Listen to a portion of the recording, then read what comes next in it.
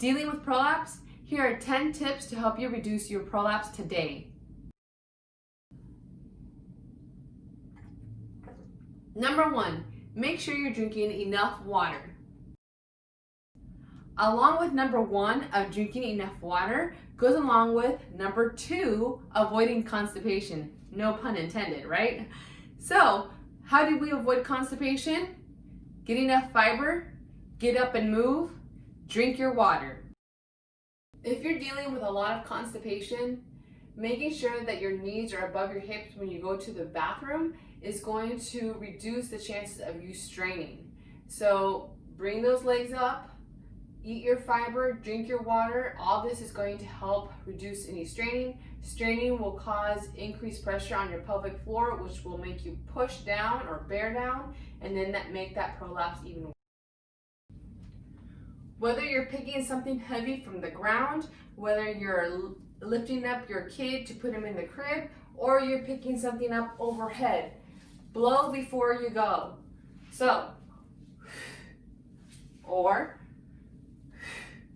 this is going to make sure that we're contracting the pelvic floor correctly and that you're not putting any extra strain as you lift things up. Oftentimes we have the tendency of holding our breath, so blowing before you go will automatically engage that pelvic floor and reduce any extra pressure going down into the pelvic floor and causing the prolapse to be greater.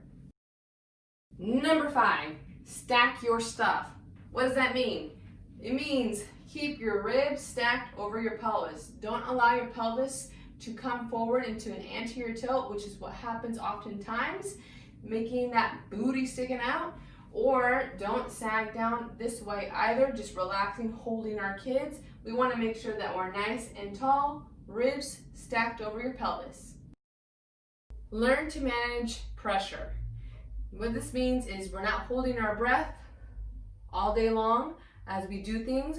We're not clenching our abs all day long either, as this makes more pressure down on the pelvic floor. Number 7, strengthen your pelvic floor. Kegels are only just the beginning. If you want to really make sure that the pelvic floor is getting strong, seek out help from a pelvic floor specialist.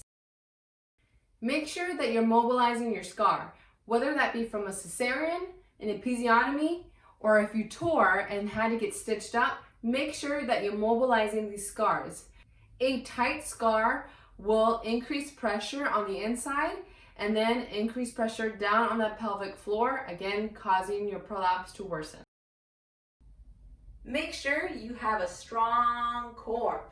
No, this doesn't mean that you have to do a plank all day or sit-ups or crunches. What this means is that we are going to work on your core in all aspects of your daily living. Whether that means you're squatting, whether that means you're bathing your little ones, whether that means you're cooking or cleaning. Your core is so important. So make sure that you're working your core in all different positions, not just in one single plane. And finally, you want to learn what's making your prolapse worse so that you can modify or alter these movements until you're stronger to take them on again. Now, I hope these 10 tips will help reduce your prolapse, and if not, or if you have questions or feel like you still need a little bit more guidance, please, please, please seek out a pelvic floor specialist.